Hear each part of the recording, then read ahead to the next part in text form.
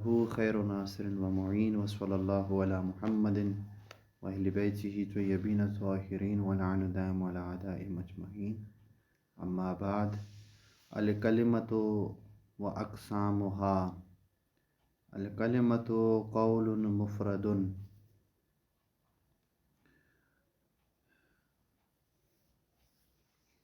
قطر الندی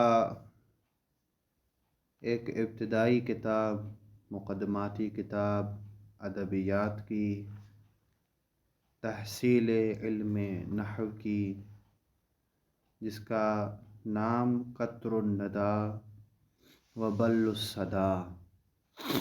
ندا لفظ استعمال ہوتا ہے اس پانی کے لیے جو شب کی آخر میں نازل ہوتا ہو، جس کو ہم شبنم کہتے ہیں. یعنی قطر الندی یعنی شبنم کے قطرے، و بل الصدا اور پیاسے کی کیا ہے، پیاس کو بجھانے والے. یعنی اتنے کم قطرے ہیں کہ آپ کی پیاس وہ مکمل طور پہ پوری نہیں کر سکتی، آپ کی پیاس نہیں بجھا سکتی، لیکن اتنی بھی کم نہیں ہے کہ آپ کو پیاسا چھوڑ دے. کچھ نہ کچھ اس میں آپ کو حاصل ہوگا. اس کتاب کا مصنف ابن ہشام انصاری، مشہور نحوی، جس کی مشہور کتاب ہمارے پاکستان کے مدرسے کے منہجوں میں پڑھائی جاتی ہے، مغنی اللبیب، جن کی ایرانی اساتذہ نے تلخیص کر کے ترتیب دے کے نام رکھا مغنی الادیب.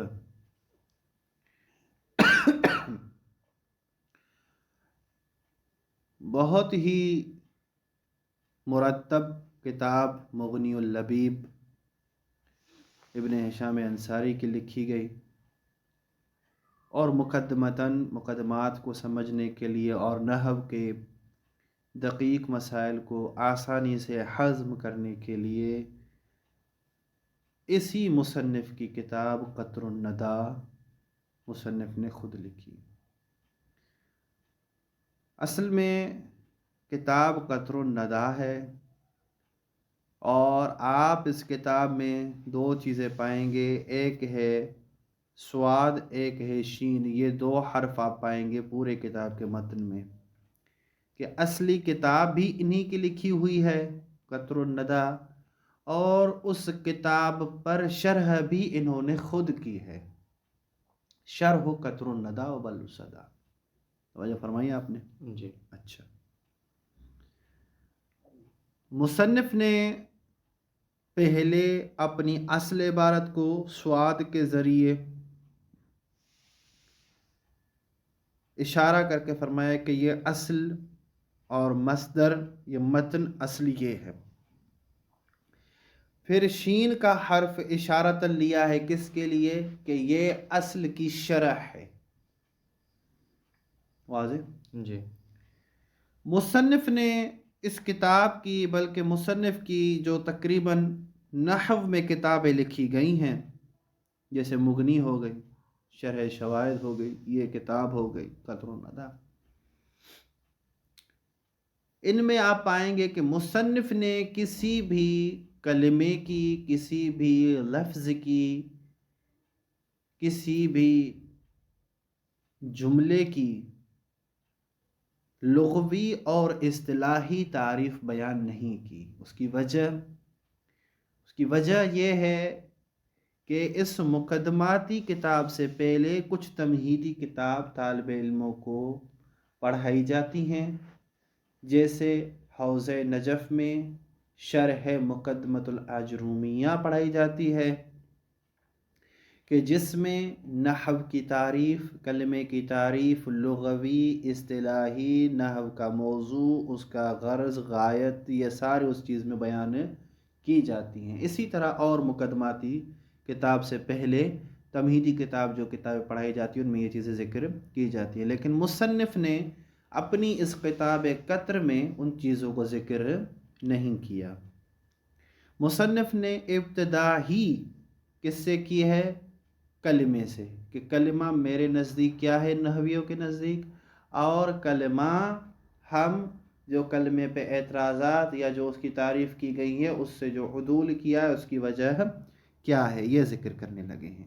اچھا، لیکن چونکہ مصنف نے کلمے کی لغوی اور اصطلاحی تعریف ذکر نہیں کی، ہم یہ مناسب سمجھتے ہیں کم از کم کہ کلمے کی لغوی اور اصطلاحی معنی ہونی چاہیے۔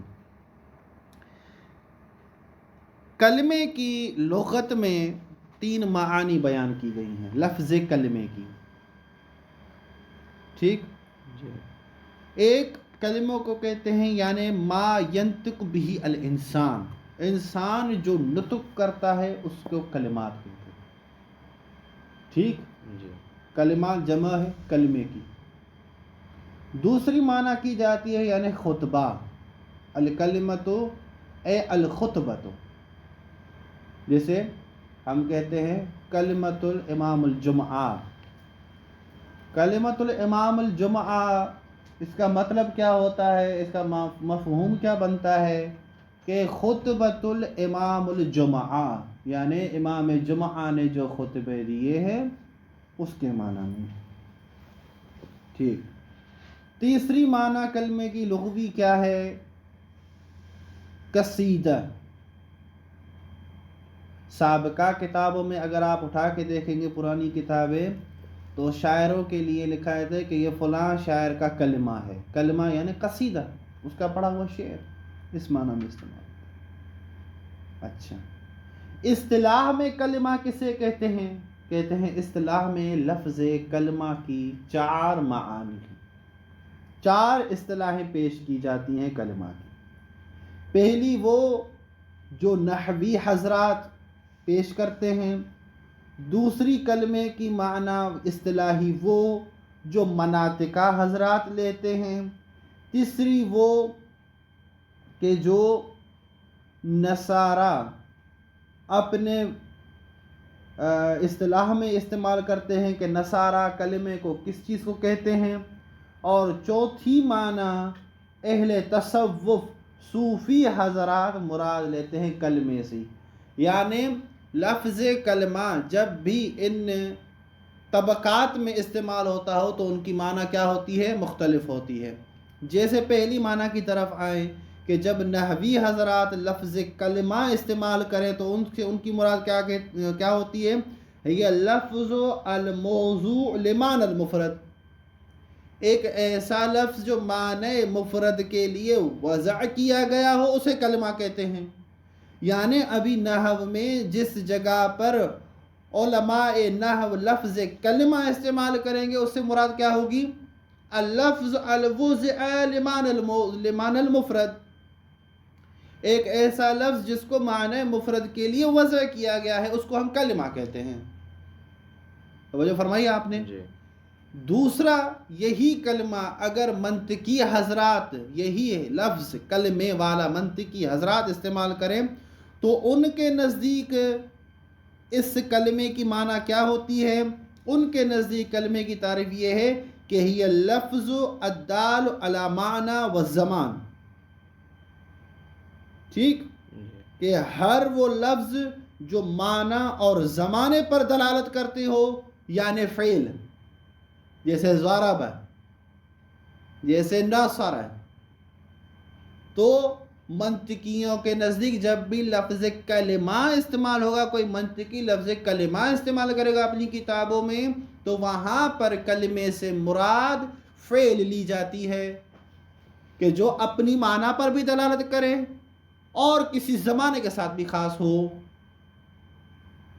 تیسری معنی جو اہل نصارہ کلمے سے لیتے ہیں وہ کیا لیتے ہیں؟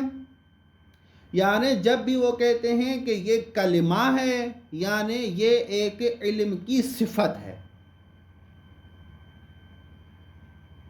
ٹھیک ہے، کسی بھی علم کی صفت بیان کرنے کے لیے جب نصارہ لفظ کلمہ کہیں تو اس سے مراد وہی کیا ہوتی ہے؟ یعنی علم کی صفت دینا۔ چوتھی معنی جو ہم نے ذکر کی کہ اہل تصوف کلمے سے مراد لیتے ہیں وہ کیا ہے؟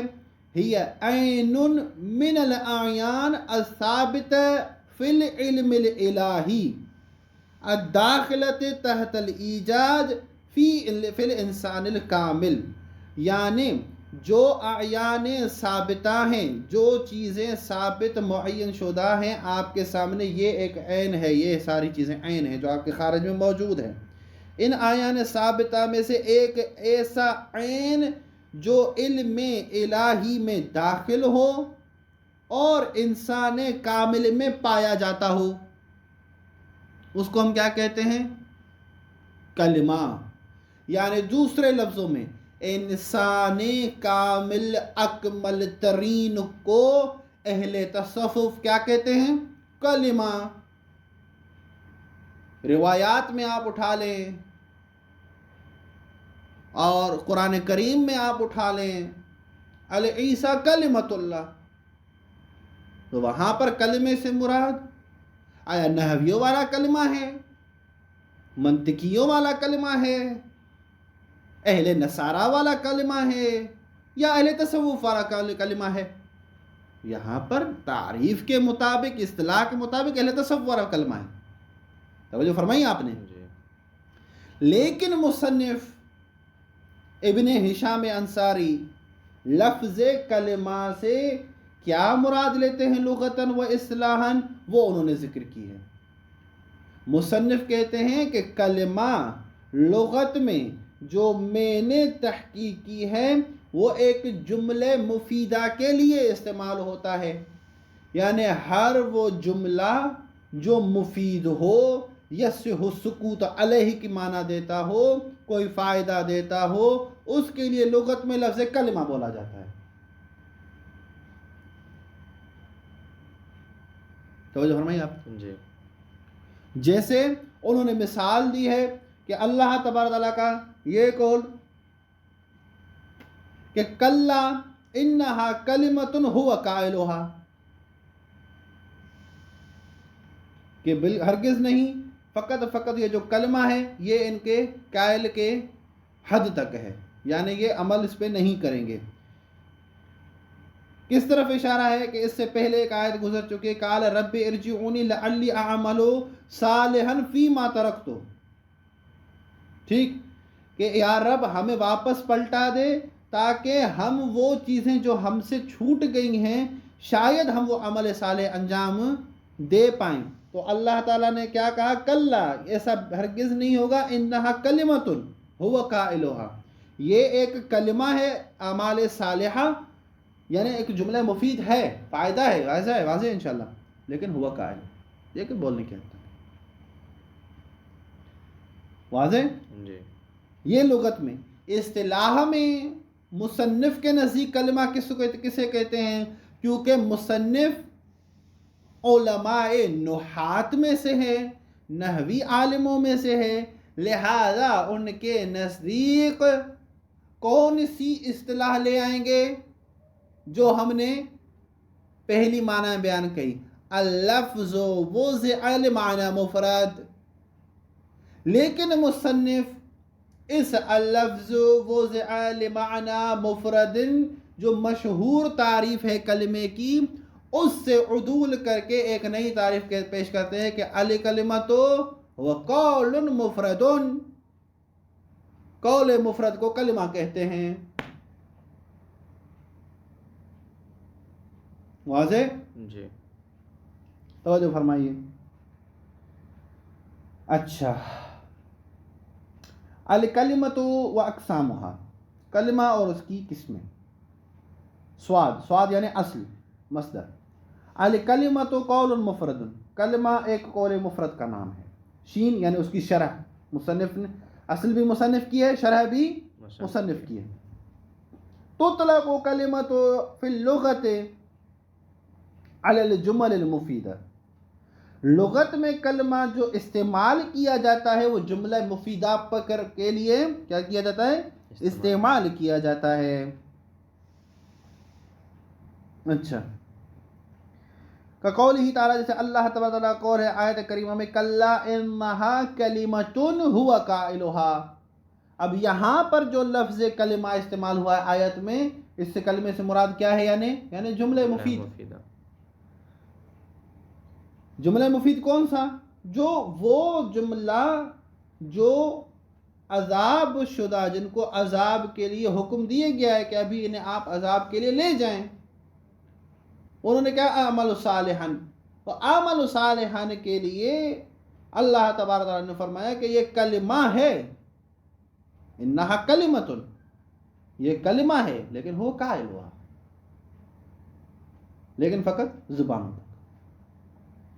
اشارتن الی قولہ، اپنے اس قول کی طرف اشارہ کرتے ہوئے قال رب ارجعونی، اے میرے رب مجھے واپس پلٹا دے، لعلی اعمل صالحا فیما ترکت، کاش کہ میں وہ جو چیز چھوڑ کے آیا ہوں عمل صالح انجام دوں. اس کے جواب میں اللہ نے کیا کہا؟ کلا. وفی الاصطلاح علی القول المفرد، اور اصطلاح میں قول مفرد کے لیے استعمال ہوتا ہے. والمراد بالقول، اب یہاں پر دو لفظ استعمال ہوئے ہیں کلمے کی تعریف کے لیے اصطلاح میں، کہ قول مفرد. اب قول کیا ہے اور مفرد کیا ہے؟ یہ دو لفظ ہیں، ان کی تشریح ضروری ہے. کہتے ہیں المراد بالقول، مصنف کہتے ہیں قول سے ہماری مراد، اس سے مطلب کیا ہے کہ قول سے دوسری بھی مرادیں لی جاتی ہیں. جیسے کہ قول کی اصطلاحی تعریف کیا ہے؟ اللفظ المرکب فی القضیۃ الملفوظ او المفہوم المرکب العقلی فی القضیۃ المعقولہ. ہر وہ لفظ مرکب جو ملفوظ جملے میں ذکر کیا جائے اسے قول کہتے ہیں، یا اگر منطق میں لفظ قول آئے تو مفہوم مرکب جو عقلی ہو، عقل میں پیش کیا جائے، قضیہ معقولہ کے لیے اس کو کہتے ہیں کہ یہ قول ہے. ٹھیک جی. لیکن یہاں پر مصنف کی قول سے مراد کیا ہے؟ المراد بالقول ہونا، ہماری طرف سے ہے یہ کہ یہاں پر قول سے مراد مصنف کی کیا ہے؟ اللفظ الدال علی معنی، ایک ایسا لفظ جو معنی پر دلالت کرے. یعنی کچھ الفاظ ایسے ہیں جس کی کوئی معنی نہیں ہوتی، جیسے محمل الفاظ ہوتے ہیں. جیسے مثال دیتے ہیں کہ رجل و فرس، جیسے لفظ رجل ہے کس کے لیے بولا جاتا ہے؟ مرد جنس کے لیے. فرس ہے کس کے لیے بولا جاتا ہے؟ اس نوع کے حیوان کے لیے جو گھوڑا ہو. والمراد باللفظ، اب ہم نے اس تعریف میں اللفظ الدال علی معنی کہا ہے تو لفظ سے کیا مراد ہے؟ کہتے ہیں الصوت المشتمل علی بعض الحروف سواء دل علی معنی ام لم يدل، ایک ایسی آواز جو بعض حروف پر مشتمل ہو، پھر وہ کسی معنی پر دلالت کریں یا نہ کریں، برابر ہے. سواء دل علی معنی، برابر ہے کہ وہ کسی معنی پر دلالت کریں. کون دل کا اسم کون ہوگا؟ سواء دل ذالک الحروف او صوت المشتمل علی بعض الحروف علی معنی، کسی معنی پر دلالت کریں. جیسے زیدن ایک اسم ہے ایک ذات کا جو خارج میں موجود ہے، اس معنی کے لیے وضع کیا گیا ہے. ام لم یدل، یا وہ جو صوت المشتمل علی بعض الحروف ہے وہ کسی معنی پر دلالت نہ کرے. جیسے اسی زید کو الٹا کر دیں کہ دیز مقلوب زیدن، جیسے دیز ہے زید کا الٹا. وقد تبین ان کل القول لفظ ولا ينعکس، یہاں سے یہ چیز روشن ہوئی کہ قول اور لفظ میں عموم خصوص مطلق کی نسبت پائی جاتی ہے، کہ ہر قول لفظ ہو سکتا ہے لیکن ہر لفظ قول نہیں ہے. وقد تبین، یہاں سے روشن ہوا کہ ان کل قول لفظ، کہ ہر قول کیا ہے؟ ایک لفظ ہے، لیکن ولا ینعکس، یعنی ہاں کہ لیس کل لفظ قول، ہر لفظ جو ہے وہ قول نہیں ہے۔ اچھا، تعریف میں مصنف نے دو لفظ استعمال کیے، ایک قول جس کی ہم نے تشریح دی کہ قول سے ہماری کیا مراد ہے، اللفظ الدال علی معنی، وہ لفظ جو کسی معنی پر دلالت کرے۔ دوسرا لفظ کیا تھا تعریف کلمہ میں؟ مفرد۔ اب مفرد سے آپ کی کیا مراد ہے؟ مراد فرماتے ہیں، دیکھیں لفظ مفرد ایک مرتبہ مرکب کے مقابلے میں آتا ہے، لفظ مفرد ایک مرتبہ تثنیہ کے مقابلے میں آتا ہے، لفظ مفرد ایک مرتبہ جمع کے مقابلے میں آتا ہے، بہت سارے اس کی معنی مختلف ہوتی رہے گی۔ پھر یہاں پر مفرد سے کیا مراد ہے؟ مصنف آپ کی کہتے ہیں والمراد بالمفرد ما لا يدل جزءه على جزء معناه، ہماری مفرد سے مراد یہ ہے کہ اگر کسی چیز کے اجزاء ہوں، کسی کلمے کے اجزاء ہوں، تو اس میں سے ہر ایک جز اپنی معنی پر دلالت نہ کرتا ہو۔ جیسے لفظ زید ہے، ایک کلمہ ہے، ایک لفظ ہے مفرد، لیکن اگر آپ اس کے حروف کو توڑیں زاد یا دال، تو یہ زا، یہ یا اور یہ دال کسی معنی پر دلالت نہیں کرتے، تو جو فرمائی آپ نے جی۔ لیکن یہی لفظ مفرد اگر صرفیوں کے نزدیک آ جائے تو اس صیغے کے لیے استعمال ہوتا ہے جو کسی واحد شخصیت کے لیے، پھر وہ مذکر ہو یا مؤنث، غائب ہو یا حاضر، معقول ہو یا غیر معقول، اس کے لیے استعمال ہوتا ہے۔ اور یہی لفظ مفرد اگر آپ منطق میں لے جائے تو اس کی اور مراد ہوگی، یہی لفظ مفرد آپ علم کلام میں لے جائیں اس کی ایک اور مراد ہوگی، توجہ فرمائی آپ نے جی۔ وذالک نحو، اور اس کی مثال کیا ہے؟ زید فإن اجزاءه، پس اس زید کے اجزاء جو ہیں وہی زا والیاء والدال، اذا افردت، جب آپ ان کو الگ الگ کر دیں، ایک ایک کر دیں، لا تدل علی شیء مما یدل هو علیہ، لا تدل ہائے الاجزاء، یہ اجزاء جو ہیں یہ دلالت نہیں کریں گے علی شیء، کسی چیز پر، کون سی کسی چیز پر؟ مما، اس چیز میں سے، یدل هو علیہ، جس پر یہ مجموعہ دلالت کرتا ہے، جیسے زید، اس پر سے اگر زید کے زال کو ہم نے کیا کہیں کہ زا کھڑی ہے، زا یعنی شنو، یعنی کیا زید کھڑا ہے؟ نہیں، زا کسی چیز پر دلالت نہیں کر رہی، بخلاف قولک، لیکن اس قول کے مختلف کہ اگر ہم دو مفردوں کو اکٹھا کریں اور ایک مفرد کو دوسری مفرد کی طرف نسبت دیں، ایک کلمے کو دوسرے کلمے کی طرف مفرد نسبت دیں اور ان کو پھر توڑیں، تو ان کے ہر ایک جز اپنی معنی پر دلالت کرتا ہے۔ جیسے بخلاف قولک غلام زید، زید کا غلام، فإن كل من جزئیہ، غلام زید والے جملے میں سے، مضاف الیہ میں سے، دونوں میں سے ہر ایک جز، وہما، اور وہ دونوں جز کون سے ہیں؟ الغلام والزید، دال علی جزء معنہ، وہ اپنی معنی جزوی پر دلالت کرتے ہیں، کہ غلام اپنی ایک جزوی معنی پر دلالت کرتا ہے اور زید اپنی ایک جزوی معنی پر دلالت کرتا ہے۔ احسنتم۔ فَهَذَا يُسَمَّى مُرَكَّبًا، لیکن علم نحو کی زبان میں ہم اسے مفرد نہیں کہیں گے، ہم اسے کیا کہیں گے؟ مرکب، لا مفردہ، اس کو مفرد نہیں کہیں گے۔ وصلی اللہ علی محمد وَأَهْلِ بَيْتِهِ الطاہرین۔